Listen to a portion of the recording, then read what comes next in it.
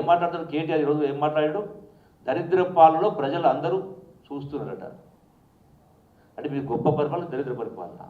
అది ఏమంటున్నాడు కేటీఆర్ మాట్లాడుతూ కల్వకుర్తిలో అదేంటి తులం బంగారం ఎక్కడ పోయింది, అట్లాగే అంటే రకరకాల అంశాలకు సంబంధించి మాట్లాడుతున్నారు. అంటే అభివృద్ధి కావచ్చు అని చెప్పి మాట్లాడుతున్నారు. అసలు ఈ తులం బంగారమైన ఇతర అంశాలకు సంబంధించినటువంటివి చాలా ఇష్యూస్ ఉన్నాయి. ఇంకా కొన్ని చేసేది 2,500 రూపాయలు పెన్షన్ కావచ్చు, ఇంకోటి కావచ్చు.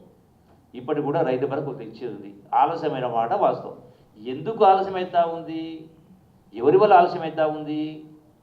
దీనికి కారణం మీరు కాదా? మీరు ఈ అప్పుల కుప్పను చిప్ప చేతికిచ్చి ఉండకపోయింటే నెలకు 6,500 కోట్ల వడ్డీ, సంవత్సరానికి 75,000 కోట్లు. మీరు చెప్పిన పథకాలు పూర్తి చేయాలంటే ఈ పైసల్లో సగం మిగులుతాయి. మీరు చెప్పినటువంటి ఏవైతే ఈ ప్రభుత్వం చెప్పిన కొన్ని చేయలేదు అంటున్నారో వాస్తవమే, కొన్ని ఆలస్యమైన అంటే వాస్తవమే. ఎందుకు ఆలస్యం అవుతా ఉంది?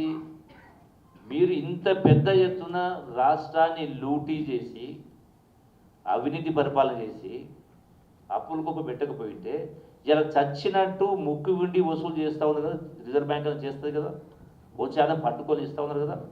ఇది అబద్ధమా?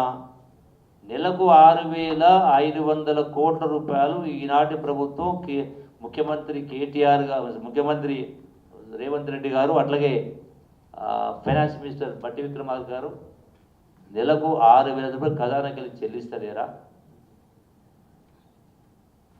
మరి మీరు చెప్పిన ఒక్క స్కీమ్ తులం బంగారానికి ఎంత కావాలా? మహా అంటే 1000 కోట్లు కావచ్చు. లెక్క కట్టలే కానీ జస్ట్ అప్రాక్సిమేట్ చెప్తా ఉన్నా.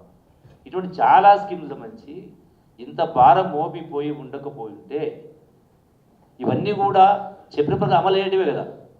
ఓ మాట అనవచ్చు ముందు తెలియదా అని. మీరే చెప్పింది కదా, రాష్ట్రం అప్పు 2 లక్షల కోట్లు 3 లక్షల కోట్లు అని మాట్లాడారు కదా శాసనసభలో.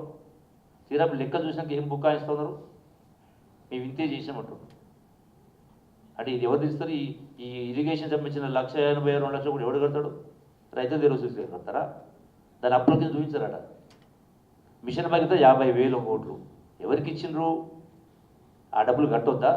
ప్రజలు నీళ్ళు దాకా ప్రజలకు వసూలు చేసి కడతారా? ఇది వాస్తవం కాదా? దీనిపైన కూడా శాసనసభలో మాట్లాడే కదా, దానికి సమాధానం చెప్పిండా మరి ప్రతిపక్ష నాయకులు? ఏం చూపిస్తున్నారు మీరు? ఏం నేర్పిస్తున్నారు సమాజానికి? ప్రజాప్రతినిధులు అంటే ప్రజాప్రతినిధులు చూసి నేర్చుకుంటట్టు ఉండాలి. శాసనసభకే వస్తలేరా మీరు? ఒక్కరోజైనా కూడా శాసనసభకు రాలే ఈనాటికి కూడా. మళ్ళా ఉల్టా ఇంతకుముందు కేసీఆర్ గారు మాట్లాడుతూ ఒకటి ఉదాహరణ చెప్తా ఉన్నాడు, నాకు కొద్దిగా జ్ఞాపకం వస్తుంది కూడా. ఒకడు కన్న తల్లిదండ్రులను చంపి కోర్టుకి వెళ్ళి జడ్జి ముందు, అయ్యా నేను అమాయకుడిని, అనాథను, నాకు ఇది క్షమాభిక్ష పెట్టాడని కింద. అంటే దీన్ని పోల్చుకోవచ్చు.